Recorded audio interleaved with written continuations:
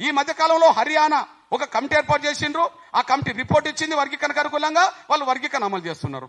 పంజాబ్ లో గుర్నామ్ సింగ్ కమిషన్ పడ్డది, ఎస్సీ వర్గీకరణ జరగాలని చెప్పింది, అక్కడ అమలు జరుగుతున్నది.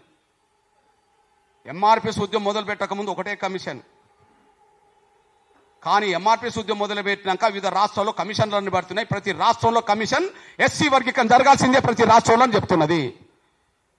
అయినా మేము వినము, మేము వర్గీకరణ అడ్డుకుంటాము అంటున్నారు.